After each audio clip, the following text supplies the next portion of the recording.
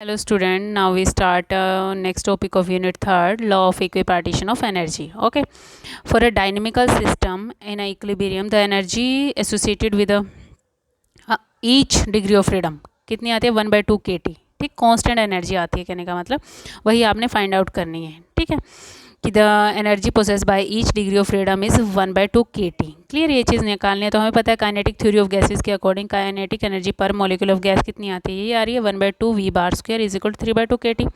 Clear है. V⁻² की value आपको पता है, यदि तीनों कंपोनेंट्स में लिखें तो ये वैल्यू आती है. क्लियर है. आपको ये भी बताया गया था कि तीनों कंपोनेंट जो होते हैं वेलोसिटी के वो सेम होते हैं गैसेस में. ठीक है, एवरेज वेलोसिटी होती है गैस मॉलिक्यूल की सेम होती है अलोंग XYZ एक्सिस. क्लियर. यदि ये वैल्यू आप 12 इक्वेशन में पुट करते हैं तो यही आएगा. मैथमेटिकल है बच्चे, ये करके देखना है आपने. जस्ट पुट किया वैल्यूज़. ओके, और उसे ओपन किया ब्रैकेट को, और कुछ भी नहीं किया है इसमें. क्लियर. Okay okay.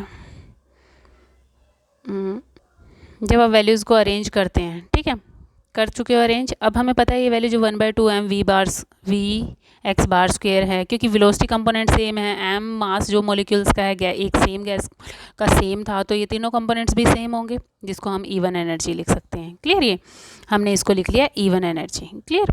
अब इन तीनों कंपोनेंट्स को लिख सकते हैं even plus even is equal to this. तो कंपोनेंट ऐड हो जाएंगे तो 3 इवन किसके इक्वल आ गया, इसके.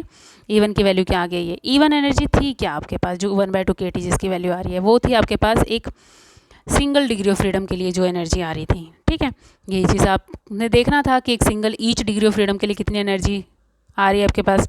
तो दस the energy associated with each molecule in each degree of freedom is constant. वो कांस्टेंट वैल्यू आ रही है, और वो कितनी आ रही है 1/2 kT for a system in thermal equilibrium. जब आपका सिस्टम थर्मल इक्विलिब्रियम में चल रहा है तो जो ये आपके पास आया है, this is called a Maxwell law of equipartition of energy. Okay, ये आपके पास इक्विपार्टीशन ऑफ एनर्जी का डेरिवेशन था कि आपकी इक्विपार्टीशन ऑफ एनर्जी कितनी आ रही है और किस तरह से आ रही है. क्लियर है. हाँ जी. Now we start a next topic, specific heat of gas. Specific heat of gas या स्पेसिफिक हीट क्या है आपके पास. स्पेसिफिक हीट को किस तरह से डिफाइन करते हैं. It is defined as the amount of heat required to raise the temperature of a unit mass of a gas through a 1 degree Celsius. 1 degree Celsius temperature बढ़ाने के लिए यूनिट मास गैस का कितनी आपको heat चाहिए होती है, उसको बोलते हैं स्पेसिफिक हीट. क्लियर. ओके, तो स्पेसिफिक हीट लेके चलते हैं कि आपके पास स्पेसिफिक हीट C है, सब्सटेंस का मास m है, और आपने टेम्परेचर ΔT राइज किया है. ओके, और ΔQ हीट आपने सप्लाई की है. ठीक है, तो उस केस में स्पेसिफिक हीट की वैल्यू क्या होगी आपके पास, वो निकालते हैं. स्पेसिफिक हीट की वैल्यू क्या हो जाएगी, यहाँ पे स्पेसिफिक हीट लिखते हैं C is equal to ΔQ/m ΔT. Clear है. और जो वैल्यू है स्पेसिफिक हीट की वो डिपेंड करती है कंडीशंस पे. Depend on condition at which the heat is supply. किस तरह से आप हीट सप्लाई करते हो, सिचुएशंस पे डिपेंड करती हैं. फर्स्ट यदि हम लेते हैं केस एडियाबैटिक ले लेते हैं, तो एडियाबैटिक कंप्रेशन या एक्सपेंशन जब लेते हैं उस केस में आपको पता है चेंज इन हीट कितनी आती है एडियाबैटिक के केस में. क्लियर है ना, पढ़ी थी आपने, सबने पढ़ रखा है ये तो, +1 +2 पढ़ते हो. एडियाबैटिक केस में चेंज इन हीट कितनी आती है, ΔQ कितना आता है 0. तो यदि ये कंपोनेंट 0 हो जाता है आपका तो C कितना हो जाएगा 0, मीन स्पेसिफिक हीट कितनी हो जाती है 0. क्लियर.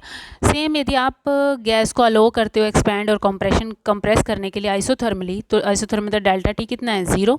यदि ये कंपोनेंट 0 हो जाएगा तो C की वैल्यू कितनी हो जाती है, इनफाइनाइट हो जाती है C की वैल्यू. अब इस चीज़ से आप क्लियर क्या हो रहा है यहाँ से कि जो स्पेसिफिक हीट की वैल्यू है 15 और 16 इक्वेशन में, कि कोई फिक्स वैल्यू नहीं है कि आप बोल दो कितनी वैल्यू होती है. वो डिपेंड करता है आपका सिचुएशन पे कि आप किस तरह से हीट अप्लाई कर रहे हैं. क्लियर है.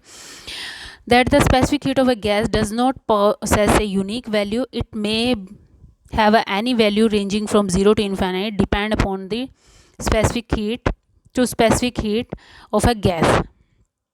ठीक है, कि स्पेसिफिक हीट किस तरह से आप हीट अप्लाई कर रहे हैं उस पर डिपेंड कर रहा है. अब आप 2 तरह की स्पेसिफिक हीट पढ़ते हैं, एक पढ़ते हो CV, दूसरी CP.